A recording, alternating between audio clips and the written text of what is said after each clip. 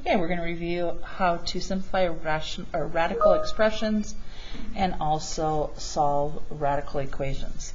So in doing so, make sure you grab that calculator and look at this equation and how do we apply the exponents. So I'm going to take the negative 2/3 because everything is in parentheses, and I'm going to apply it to both the numerical value up front and the exponent of 9. So in parentheses, 64 raised to the negative 2/3. X to the 9th raised to the negative 2/3. All right, so to simplify this, we are able to do part of this on a calculator. So parentheses, negative 64, caret key, and now this has to be in parentheses. So parentheses, negative 2/3. All right, we can turn it back into a fraction and get a 1/16. Now I'm going to explain how we do that. What times itself 3 times gives us 64, negative 64 in fact. So if you look at that column sheet that you were provided back in February, we would see that 4 times 4 times 4 is 64. In order to get a negative 64, they would all have to be negative. So applying the bottom number first, which we always do, we'd get a negative 4. Then we apply the top number of negative 2. So how does this work? Let's just worry about the 2 first of all. We'll do the negative sign afterwards. Negative 4 squared means negative 4 times negative 4, that's a 16. And the negative sign says, hey, it's not happy, put it on the bottom. So whether you achieve this portion using a calculator or understanding the mathematical procedures, either one is fine. Over here, when you have a power raised to higher power, you're going to multiply. 9 times negative 2, 1 times 3, so 1 over 16, and x to the negative 6. This is happy because there is no negative exponent involved. The x is not happy and now goes on the bottom, joining the 16. And this is the simplified form of this original radical expression. All right, we're going to simplify another radical expressions because we have the same nth root of a hidden 2.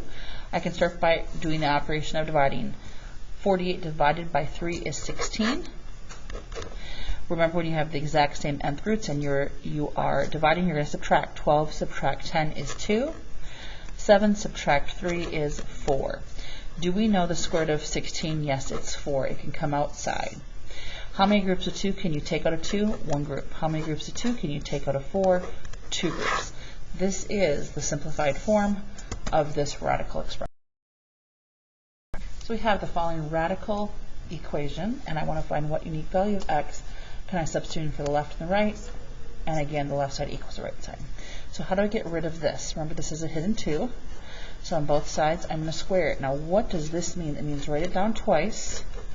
Why twice? Because you see the square. You can't say x squared plus 4, that's not incorrect math. On the right hand side, these are going to simplify to 1, and I have 24 minus 5x. So I'm going to FOIL x squared. Please transition to first period. Plus 4 equals 24 minus 5x. Okay, so I have FOILed the left hand side, and now I'm going to bring everything over from the right. So I subtract over 24 and add over a 5x. There's nothing left on the right. Now I'm going to combine all like terms here. 1x squared. So here's negative 4x and positive 5x. Just a reminder, negative 4x and positive 5x is a positive 1x. Thursday and Friday, seniors, positive 4 and negative 24 is a negative 20. And tonight, our okay, let's factor and solve. For honors and awards. So what multiplies equal negative 20 and combines to give you positive 1, in the community x room. plus 5, To and all x of our minus students, 4. we appreciate you being on time and finishing the school year strong. Make sure you turn in your assignments and get the credit. If you need summer school, please make sure you check with your counselor to see if there are spots available. Make it a great day, Solutions. How do I know if it's an extraneous solution? Because the nth root of this original problem, because the nth root was even, we do need to check for extraneous solutions. Okay, so we're going to come back up here, and I'm going to plug in negative 5 first. So these are what I believe the answers to be, negative 5 and 4. Actually, let's start with 4 to make it easier. So 4 minus 2, obviously I know the left side equals 2. Let's try over here. Square root of 24, subtract 5 times 4. is 2. Okay, the left side equals the right side. I know 4 works. Let's try negative 5. Negative 5, subtract 2. The left side is negative 7. Over here, the square root of 24, subtract 5. Again, I'm plugging in a negative 5. Okay, so one side's negative, so one side's positive. That does not work. Correct answer. Another radical equation to be solved. I'm going to square both sides, and I have x squared equals 2x plus 15. Move everything to the same side as the x squared. Always move things to the same side with the largest degree. I've moved these over. I have nothing left on the right. If possible, I'm going to factor and solve. What multiplies to give you negative 15 and combines to give you a negative 2, x minus 5, and x plus 3. X minus 5, x plus 3. Difference negative 2, combined is negative 15. Solving to get 5 and negative 3. Now I need to check them, especially because my nth root is 2. So on the left-hand side, I plug in, this is the original problem. Go back to the original. I plug in a 5. So left-hand side is a 5. Now I'm going to do the square root of 2 times 5 plus 15. Right-hand side is still 5, so 5 works. Let's try negative 3. I substitute negative 3 in, and now on the right-hand side, square root of 2 times negative 3 plus 15. Again, negative 3 and 3 are not the same thing. I have one answer of x.